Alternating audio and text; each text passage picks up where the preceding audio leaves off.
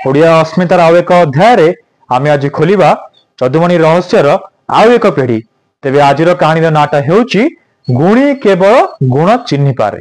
रणपुर राजा कवि चौधमणि को दिने तांको राज्य को डकाइले।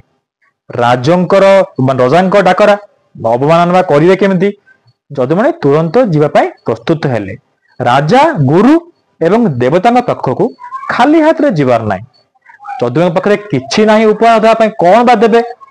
से देखिले तांकर ठाकुर घरे शाल ग्रामटी अच्छी जहाँ से पूजा करती। शाल ग्राम छड़ा घरे आउ किछि नाही। तो से शाल ग्रामटी को धरी पाट कनारे परस्त परस्त कर गुड़ाई रणपुर राज्य को बाहरिले। राजोवसारे पहुंची रजा को भेटी जुहार करी से रजा हाथ में से पाट कना परस्त सहित थाल ग्रामटी को धराइले। रजा भाविले पाट कना गुड़ाई चौधमणि किसी गोटे उपहार दामिका उपहार आनी। तो खोलिकी देखिला बेलू देखिले सामान्य पत्थरटी। शाल ग्राम से जाई ना पत्थरटी ताकू नहीं से तले थईदेले। चौधमणि क्षुब्ध होई कौन कहले आप शुणु।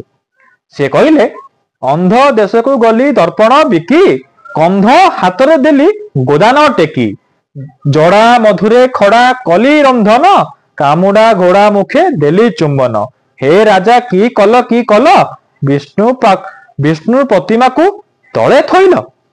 तार अर्थ अंध को जदि आम राज्य को जीवा दर्पण बिकिया से लोक से राज्य लोक कौन बुझा बुझे दर्पण मूल्य।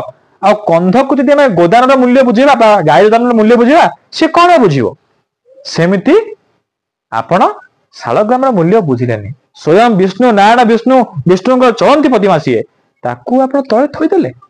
रजा निजर भूल बुझीदेले एवं चौधमणि को क्षमा मागी शालग्राम को क्षमा मागी मुंडरे मुंडिया मारी पाटकना को गुड़ाई पुणी थे खटुड़ी को नहीं पूजा कले। यही आज कहानी गुणी केवल गुण चिन्हि पारे। पुणी देखा आसंता अध्याय आउ एक चौधमणि रहस्य को नहीं। से जाए रहिली। नमस्कार।